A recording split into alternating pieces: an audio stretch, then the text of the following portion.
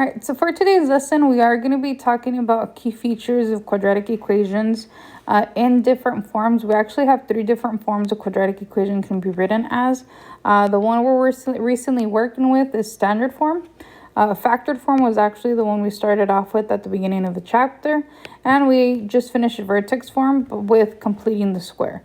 So the question for today's lesson, guys, is what does each of the forms, let me add an S there, reveal? What does each of the forms reveal? And we'll go ahead and answer this later on. So let's go ahead and actually get started with standard form. Now, in this case, guys, with standard form, what it means to be in standard form is you have a trinomial expression, which in this case is written in highest degree order, which means it's written from the highest exponent to the lowest. That's what we have here. Now, what standard form in this case helps us reveal from a quadratic equation is the y-intercept. Now, in a parabola, we do have about 3 main points in this case, or 3 names for those points, which would be the y-intercept, the vertex, and the x-intercepts. We could have 2, we could have 1 on those. So in this case, we have the y-intercept. Standard form reveals our y-intercept. Now, whenever we're looking at the y-intercept, x is always 0. And how we determine the value of the y-intercept is based on a constant. So if we take a look at our equation here, our constant is actually a positive 15. Positive 15. So this one here is our constant. So our y-intercept in this case would be located at the point 0, 15. So standard form in this case, let's go ahead and write it down on the bottom. Standard form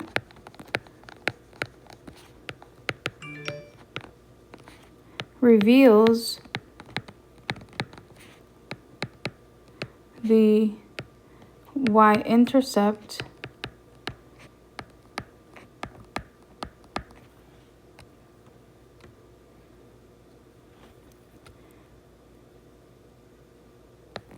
identified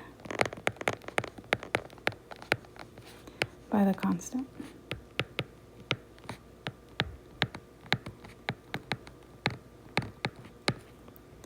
All right, so standard form in this case reveals the y-intercept, and in this case it's identified by the constant. So whatever your constant is in the equation that is in standard form, that would actually be our y-intercept. So this is for standard form. That's for standard form. Let's go ahead and take a look at the next one. The next one in this case talks about factored form. And we saw factored form in this case at the beginning as well.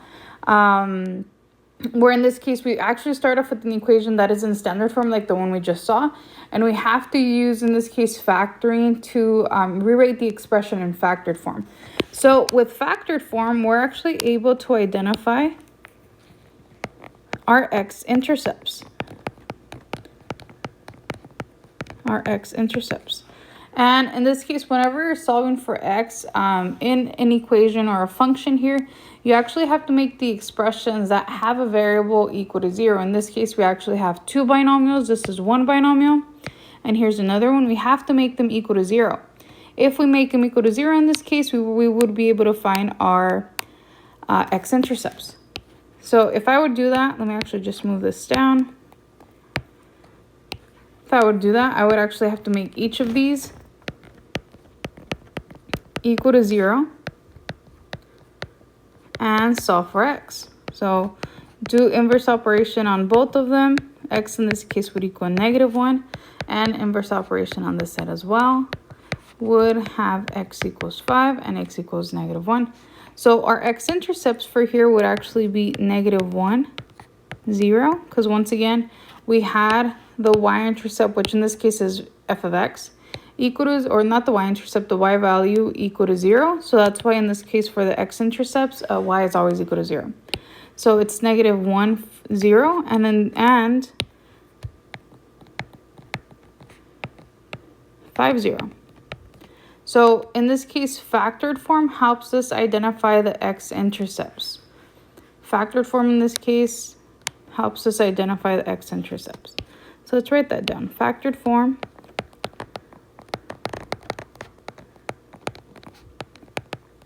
reveals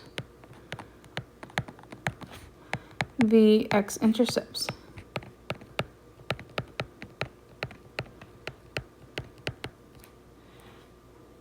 By using the binomial expressions.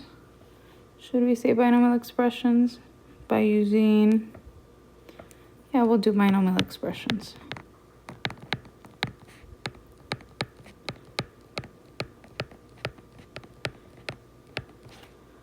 Or expressions with variable.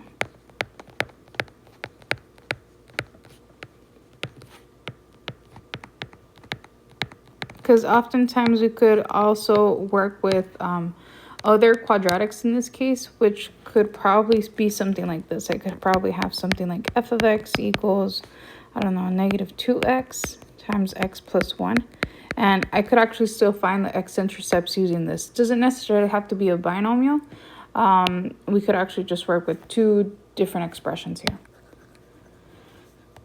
All right, so that is for factored form. Once again, factored form reveals our x-intercepts. All right, let's go ahead and move on to the next one. So that was standard and factored. Let's move on to vertex form. All right, now whenever we're working with parabolas, in this case, once again, you have a parabola. This is your x and your y axes. Parabola in this case, once again, could go something like this. So better, something like that, right? And in this case, they do have different features. Oh no, coincidentally, I went through the x-axis. Let's do it one more time, guys. One more time. There you go. So we have this, right? Now, in this case, it is going to have specific features. It has x-intercept, which are the points where the graph or the function itself crosses the x-axis. It also has a y-intercept, once again, where it crosses the y-axis. And then it has a vertex. In this case, that would be a minimum. So these are actually 4 key points, but they have 3 different names. So in this case, first one revealed y-intercept. Second one revealed x-intercepts. And this one, just by looking at the name, you actually know what you're trying to look for. It's vertex. So in this case, vertex form helps us identify the vertex. It helps you identify the vertex here. Now, with the vertex, we could actually identify it once again just by looking at the equation. But there's some things we do have to do with finding the value of x. So just like we did with factored form, if we want to go ahead and solve for x here, we do have to make that equal to 0. So if I go here, x minus a 2 equals 0. And if we solve for x by doing inverse operation, x in this case equals a 2.